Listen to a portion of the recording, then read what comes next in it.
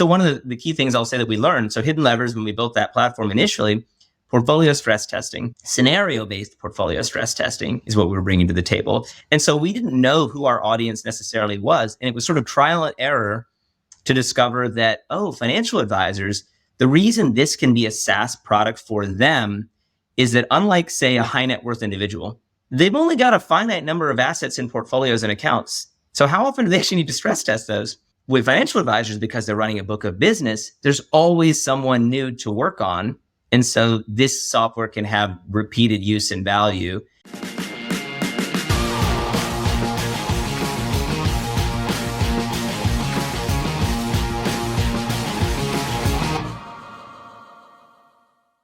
Welcome, everybody, to the Alternative Universe. This is a show for financial advisors, alternative fund managers, and those who want to navigate the diverse landscape of alternative investments and explore opportunities that lie beyond the ordinary. Today, I'm honored to have a former colleague and mentor of mine on the show. He's a four-time founder with 2 bootstrapped exits and is the current founder and CEO of Fraction.work. Praveen, welcome to Alternative Universe. Yeah, thanks for having me, Steve. I'm really glad to have you on here. And coming onto the show, we have an audience. We work with financial advisors. We work with fund managers across the spectrum. And then obviously there's a lot of investors out there as well that are involved in doing private deals. I think that you come with a very unique, not just background, but currently where you're at. So I'm excited to hear your story and share that with our audience, not just as an operator, but also as an investor and someone who's built multiple businesses. And so why don't you just start out by introducing yourself and telling us a little bit about how you got here?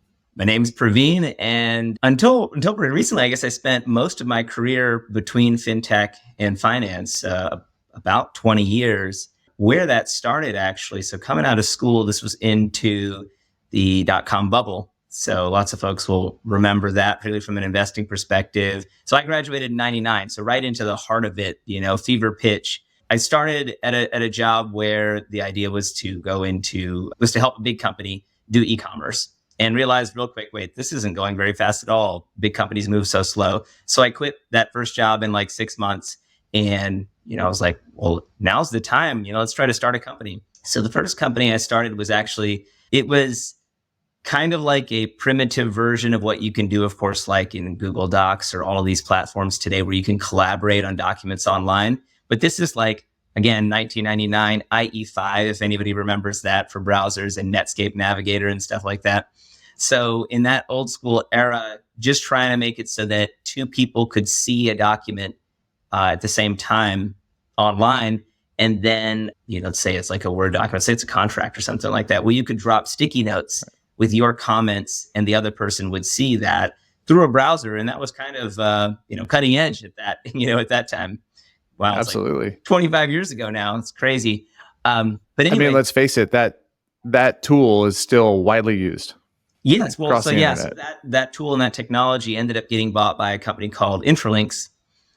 Funny story about that acquisition. Actually, this is old school enough or long ago enough that when you pitched, and at that time, this was like, I was pretty recently out of school, didn't know anything about like bootstrapping versus venture capital. Like how do you, what are the paths to starting a company? We figured like everybody that what do you do? Well, you go and you build something a little bit, you get a little bit of traction maybe, or at least you've got a product and you go pitch angels and VCs. So it's exactly what we tried to do. Well, one of those pitches was a fax, and it was a fax to Edison Ventures, East Coast VC at the time. And so I remember, we didn't hear back from them. We're like sitting here faxing out, pitches, but they actually saw it and they put us in touch with some of their portfolio companies. And one way or another, through kind of those contacts, it fell into the lap of Intralinks. And we ended up getting acquired in early 2000s. So now NASDAQ, now this sounds like a small number, but NASDAQ 5,000 was a big number at that time. So not months before, actually, the acquisition closes in June of 2000. And actually the peak was in the earlier part of that year, March 2000. So the wheels are falling off now, the market. But what we're told in this M&A transaction is, Intralinks is going to go public in like weeks. So let's jump on the train. And we're excited. We, moved to New York to start with Intralinks to help them build the next generation version of their platform and bring in, some of the tech and the ideas that we had. Yeah, so the wheels fall off the market. They never go public, or they don't go public at that time. They go public like 7 years later. Yeah, it was a great experience, learning experience, for a young kind of entrepreneur.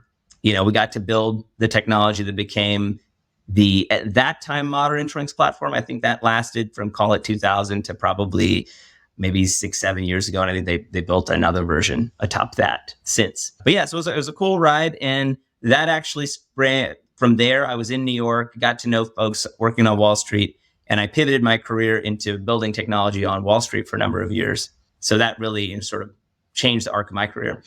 Yeah, it's super interesting. And you and I were talking before the show here, but Intralinks still is deeply embedded and plays a vital role just in deal making in general, which, in the public markets, we're used to a lot of infrastructure to support that at scale. In the private markets, no one is unfamiliar with how broken it is, how fractionalized it is, how many point solutions you're expected to bring together. I mean, any deal, you're not going to run into the same tech stack twice, right? Right. And so Intralinks is still very much a vital player now owned by SS&C, right? As used as a data room. For sure, yeah. And that was the original just to review use case. Information. And then you can see why the stuff that we were building at that company, I started smart work groups, collaborating online. Well, what is a data room with that? And so that kind of lives on, which is cool to see. The other interesting kind of thread, well, actually, so you were mentioning sort of, and of course we're on alternative universe here. The news about Carta was interesting to me. I'm sure you must have seen that. So there have been lots of attempts to make private investments more accessible. And they sort of did a faceplant with mining their user data. Now, I mean, the largest share of startups and startup shares, are listed internally for those companies on Carta. So Carta maybe did a faceplant move by trying to make that public without really disclosing to their startups what they were trying to do.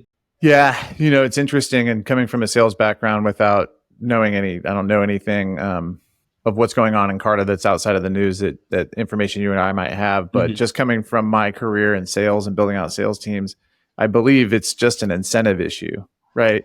And so, as we all know, when you incentivize somebody enough to get something done, they'll get it done. And whether it's done the correct way, or in this case, maybe the perhaps legal way, we'll see where those cards fall.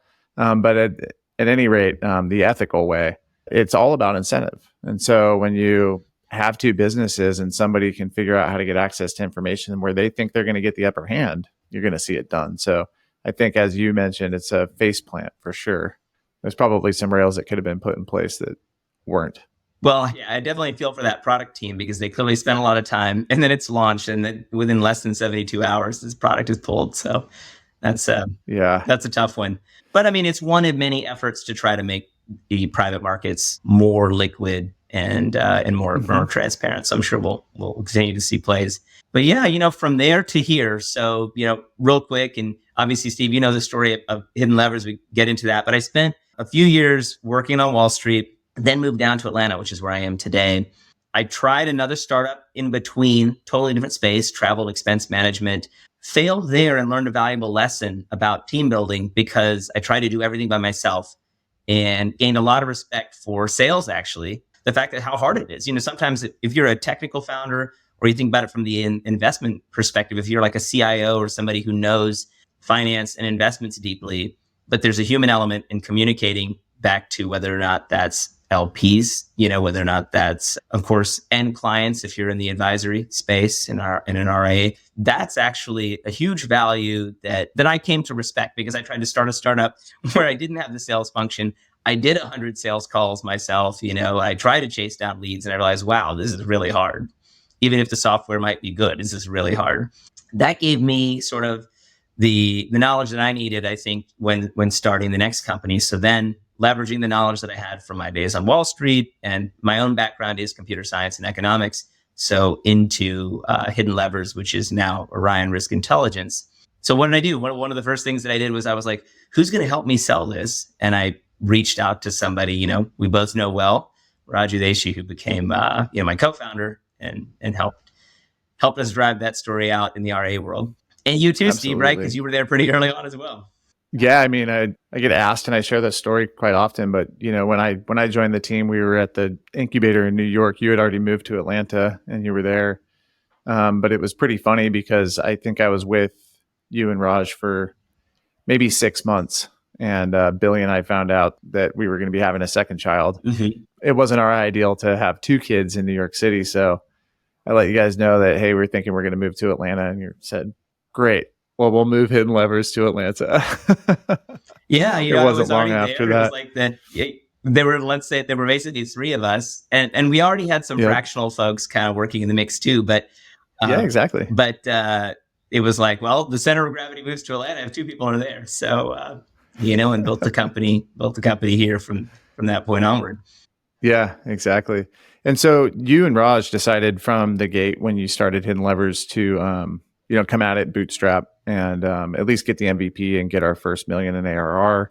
Tell us a little bit about that journey as a founder and an operator and how you made the decision as far as deploying capital, right? Because the way I look at it is when we talk about private markets, it's easy to get stuck into the nuance and the details of all these different names Mm-hmm. and genres.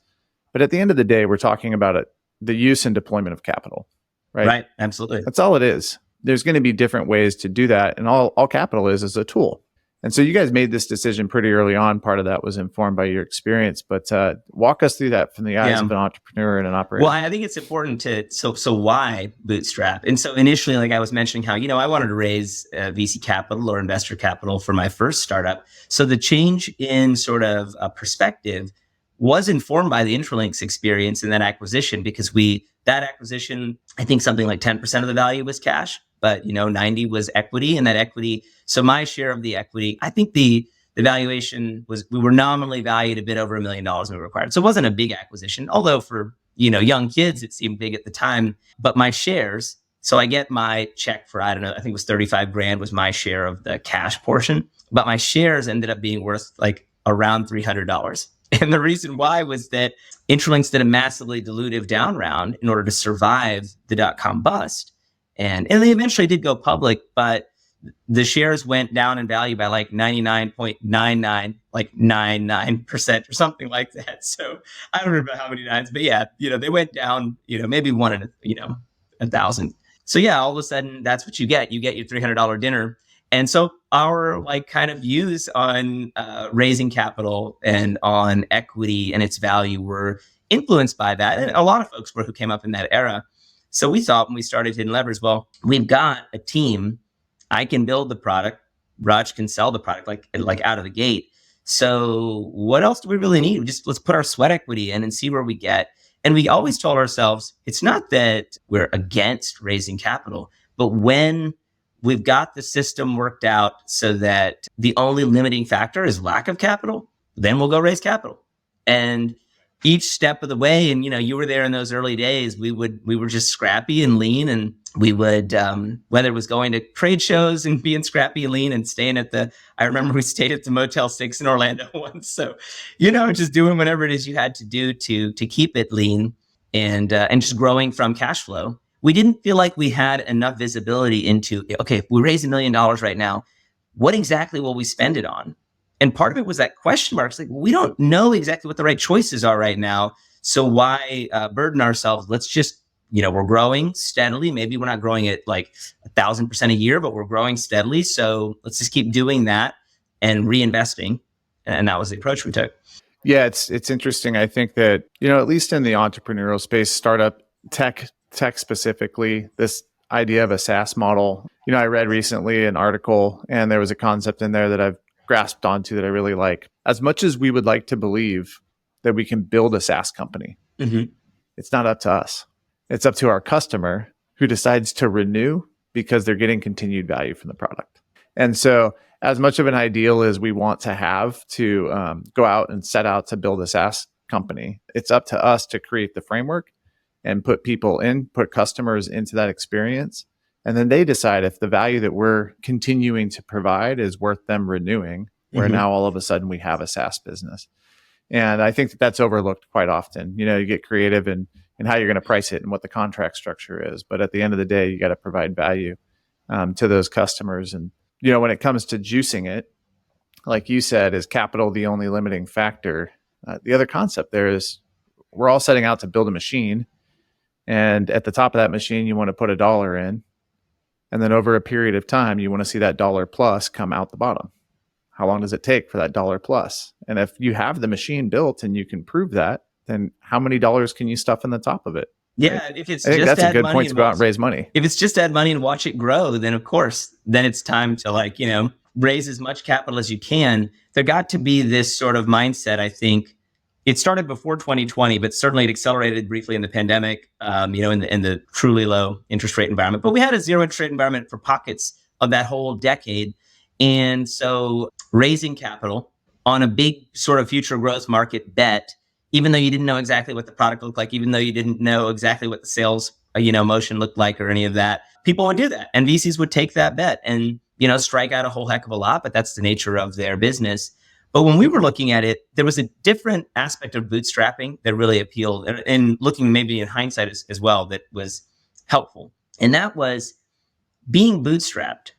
What it actually means is that what's your funding source? Your customers are your funding source.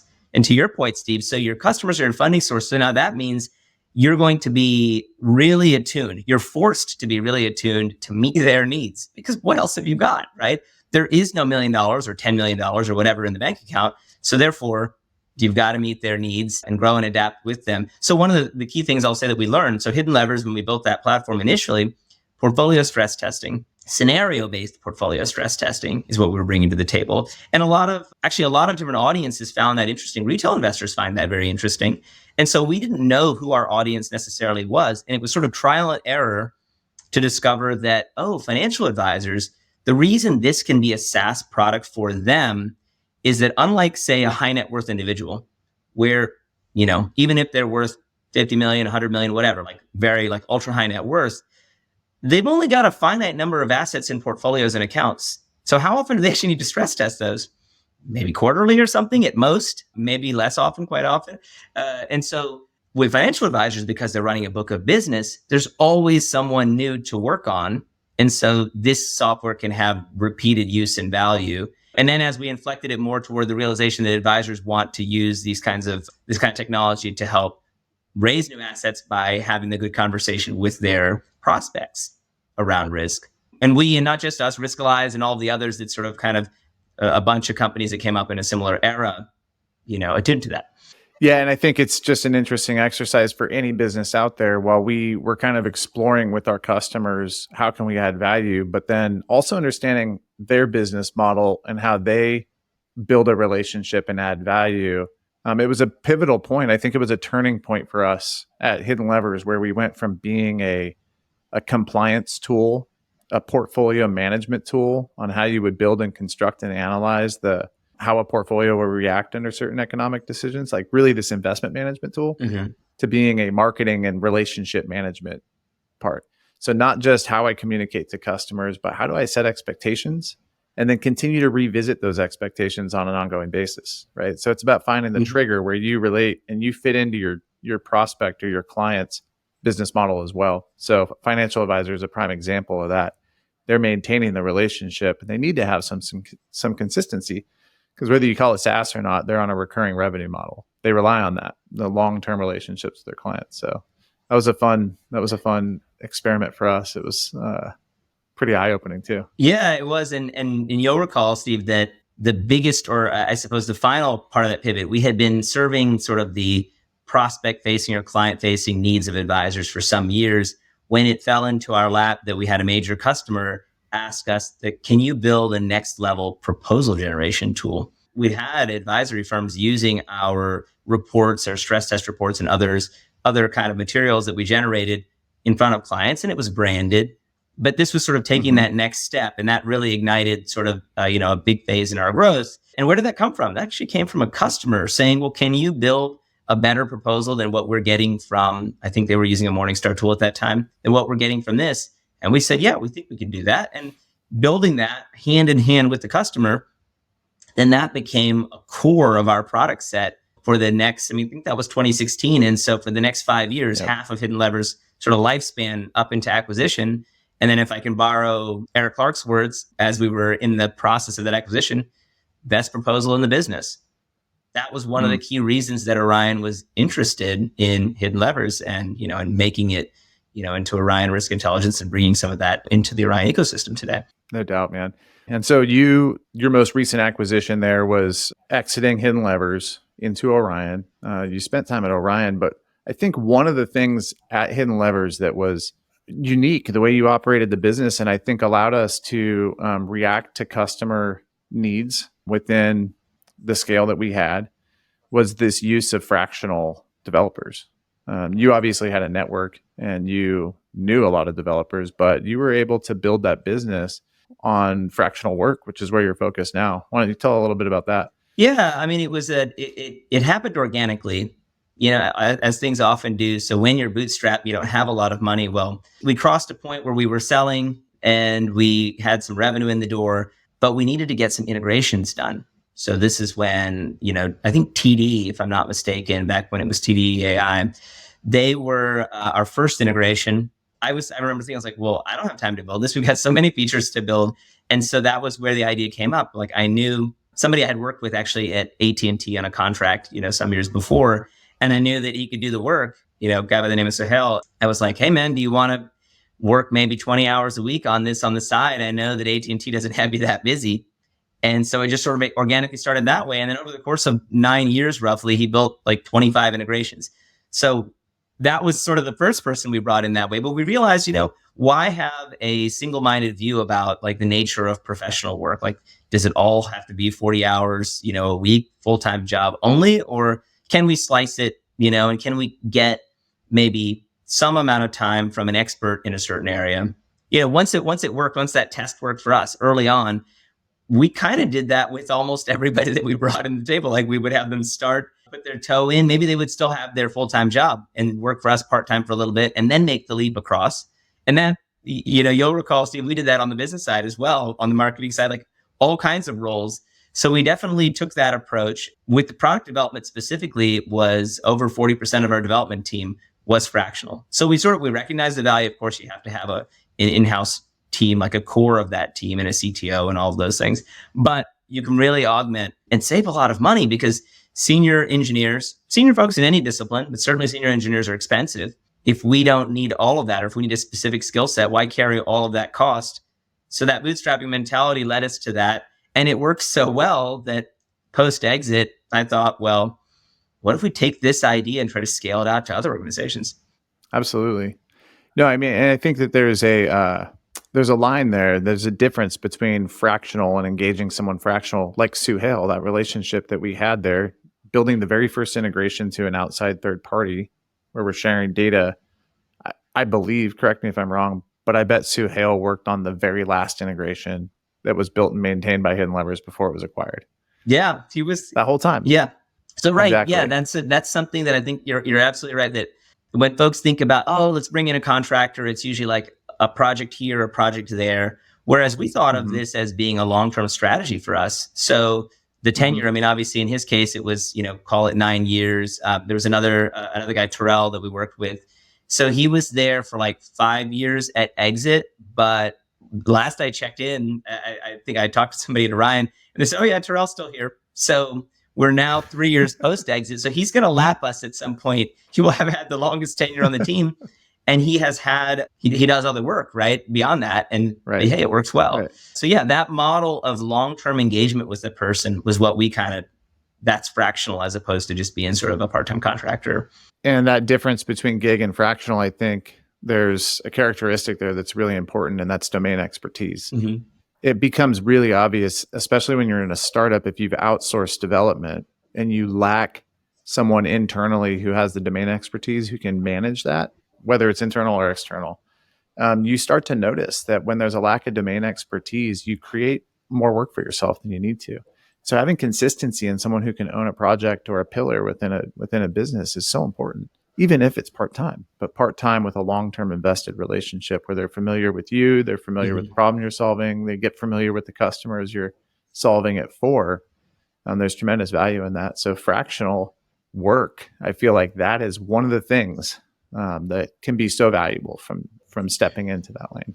Yeah, and cool. In concrete number sorts of terms, I was kind of reviewing, and It was about $1 million a year we saved, and there were a couple of prongs to that. So one is, if you think about 5 senior $1 million developers. a year based on, give us an idea of size of business. Well, sure. So So it's at that, relative, right? at exit, our run rate was around 8 million. So very non-trivial. Okay. I mean, for a lot of companies, that would be their entire profit margin. Hidden Levers, we took pride in the Yeah. fact that we ran very profitably. So at exit, we were, just above a 50% EBITDA margin. But so that's a substantial Wow. share of our profit base.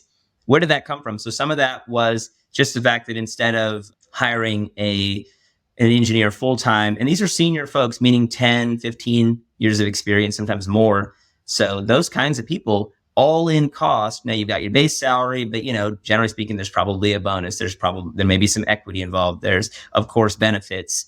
There's vacation time. Add all the costs up, and it's not at all surprising to be around 200 grand for a senior person like that. And so we're paying a fraction of that, oftentimes less than half, because another thing that we found is that with these fractional roles, developers, not just developers, but anyone, if they've got sort of a main thing, and this is sort of, their fractional sideline, they're willing to discount it if it's a long-term relationship, because the same sorts of folks might be going on Upwork or some of these platforms to look for gigs. That's really frustrating for them, because they find a gig, then they finish it, then they got to do another one. They got to find another one. Then they got to find another one. And so instead of that, having that long-term relationship enables them to sort of, all right, yeah, I'm willing to do this for a little bit less. It's a sideline anyway. So that those savings came back to us as a company. That was one big chunk of savings. And the other big chunk of savings was that because we had all these senior resources fractionally, we actually hired a bit more junior for our full-time in-house staff. And some knowledge transfer could happen there. Of course, there was knowledge transfer from the senior leadership of the team, like folks like myself, but even from these senior fractional engineers to some of the full-time folks we had. So on both sides, we were saving money, and that's where you could get such a large impact. I mean, again, for a lot of companies, having $1 million a year in profit on an $8 million run, that's the whole game right there. And, I bring this up and I'm kind of leaning into it because obviously, we're focusing on private markets here and, not just building technology for private markets and that, but also just, fund managers in general. And then when I think of, advisors who might be thinking how they're going to allocate to private markets in these deals, and venture specifically has always had this mentality of growth at all cost, right? Mm-hmm. And like we talked about earlier, the money machine, they're looking for the money machine that just barely got identified, right? Where they can stuff as much money in there as possible and get as much back out. And it's growth at all costs. And it's just, scale the team and grow. But we're seeing that flip. We're seeing it flip right now in real time. And the model is leaning. I feel like the wind is at your back as far as the method of running a business. And now we're starting to see more and more in private markets, VC, early stage investors promote this type of operating and building a business. We're even seeing valuation models and metrics change, focused more on profitability and margin and how quick we can get there. How are you going to use my capital to get to profit? Mm-hmm. Not how are you going to use my capital to hire more salespeople and just bring in more revenue. Right. Yeah. And of course, interest rates are a big part of that equation, within markets and bringing folks, bringing in present value needs to happen sooner rather than later. I think there's that shift. Another shift, thinking like from an investment perspective in software technology, we're thinking about the VC space. One change, say from 10, 15 years ago, those early days of Hidden Levers, is that the cost of starting up has dropped. And I think that's nice for a lot of companies that are starting now. The cost of building technology has dropped just because the tools have become more advanced. Now you've got like low code solutions that are actually, low code has been attempted sort of, and for those who don't know what these low code and no code solutions are, basically they enable you to sort of drag and drop build software instead of having to write all of the code. And so that's one prong. And the other prong, of course, is AI and ChatGPT and all of that. So code generation via these tools. So there's two prongs that are sort of making it lower cost. So that's helpful. It's still non-trivial, but I think that there's some interesting things that happen with that. One is that as costs drop to start a company, I think you see even more startups because it's easier to do. It's lowering a barrier to entry, right? So you see more startups attacking more different spaces and fields. It may enable, from an investment perspective, more small scale funds, more angel kinds of investments where a company can raise, say, an angel round or what used to be called like a pre-seed round. Like maybe they raise a couple 100,000, maybe 500,000. Maybe that's all they ever need to raise because the costs of creating software are lower. And to your point, Steve, that they're going after with discipline revenue sooner. And so if they can get to break even, then now they've got an infinite runway and they can start to do experiments. Maybe they'll still raise more capital in order to build faster, but they have more options. No, I agree. And again, I think that you get more options if you can get to profitability for sure. But you still have to, once you've proved out product market fit and you have a repeatable model, it really at that point, it does become a sprint. And so you need to grow as fast as you can. And so shoving capital into the top of that machine is extremely important. But you have more freedom if you, and you have way more options if you can get to profitability and with a stable market with that product market fit on your way. And it lowers, from an investor's perspective, looking for, when considering, let's say, private tech investments, angel kinds of investments, having a company that's got some revenue, and has got their business model figured out, as opposed to here's the software and here's the pitch, here's the demo, but we don't actually know who the customer is yet. There's a level of risk there, and then you really de-risk it a good bit when you've kind of got the revenue story in place and that's being executed against. Of course, it's still a high risk investment overall relative to, say, the public markets. The other thing that's been interesting to see, or that is sort of like a big picture question that we all wonder about getting into the investment world for a second. At this point, we have to call it long-term outperformance of mega caps, not even large caps, but mega caps versus small caps and other, if we're using valuation metrics. This sort of winner take all aspect of the economy in a lot of these different markets has been interesting to see. So we see that like the Magnificent Seven kind of, effect. Now, I can't predict the future. I don't know like how valuations will change, but it seems like from a basic business principles perspective, some of these companies have monopolies or near monopolies in various areas. And so they're very hard to unseat. Now, as technology evolves, maybe you get a shift. So all the VCs are chasing the next company, the next OpenAI, if we want to talk about short term, they're chasing the next company that has the potential to unseat the big players. The challenge is that those are like, maybe they're not 1 in a million, but they're like 1 in 100,000 or 1 in 10,000 companies. And so for investors that are thinking about investing in startups, in a lot of ways, rather than going after those plays that are trying to make some horizontal kind of scalable tech that will be the next Google or Amazon or Microsoft or Apple, those are lottery tickets. Now, if in your portfolio you correctly view that money as lost the moment you buy the lottery ticket and maybe it pays off, great. That's the right way to think about that. But there are other tech investments that you might make that are substantially lower risk because, again, they're operating companies that are either close to or on their way to profitability that are in niches. For instance, the stuff that we spent the last decade doing, right, Steve? And then you're still, building tech in wealth tech. So in this technology space that serves as a financial advisory business, that would be considered a niche in the sense that your Amazons and your Microsofts aren't that interested probably in building that solution. And there are lots of other niches that, like, I don't know, plumbing company tech. I'm just throwing random ideas out there, but there's those are more likely to be defensible than the horizontal plays where the big boys want to play too. Absolutely. I did an interview with a small venture firm called 11 Tribes, Mark Phillips, and he talks about that. He talks about, look at the likeliness of a liquidity event in the investments that you're making. And so if you're always aiming for that next unicorn $1 billion valuation that's going to unseat a massive incumbent, even in large cap, if we can focus more on, companies that might have liquidation events and you get in early enough and it's going to be a 30, 40, $50 million exit, which can be great for the founders and it can be great for the early stage investors, right? And if you can help assist those base hits can add up rapidly, and that can make for a massively successful portfolio because those types of acquisitions happen all the time. Right. Yeah, those are much more. IPOs don't. They're much more common, especially right now. And others like, I feel like Jason Lemkin and others have written about this, that up to around 100 million, maybe even a little larger than that, in that 2020, 2021 era, but say in that range, up to 100 million and maybe a little bigger than that, the acquisition space, the M&A space is active and continues to be active. But then there's like an air pocket where what does a $400 million, $500 million company do? Yeah, there might be an M&A opportunity, or they might have to get a little bit bigger or a lot bigger, and then Mm-hmm. IPO. Because the IPO markets, will vary in their tolerance of what today would be considered like a pretty small cap, when you're talking about a $300-400 million company. So the IPO window may or may not be open for them. They may need to get triple the size. And we've seen that in the wealth tech space as well, that IPO is only possible for the largest players, and M&A is much more likely. Yeah, exactly.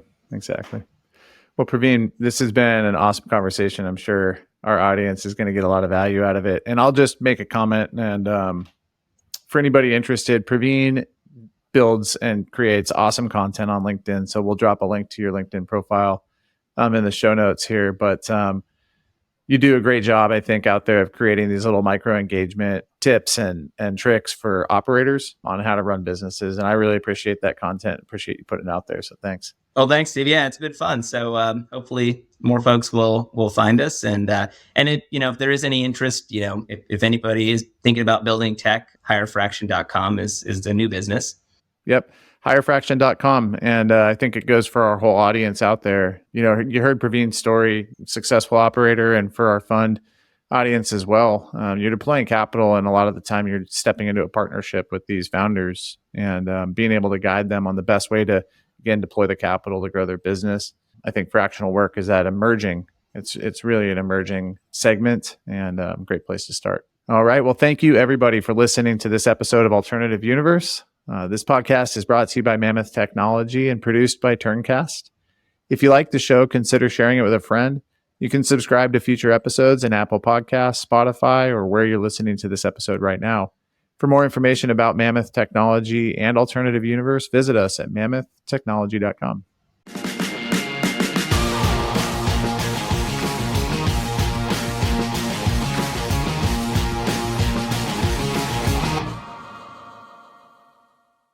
Everything discussed on this podcast is for informational purposes only and should not be considered advice. The participants may have financial interests in the companies discussed on the podcast.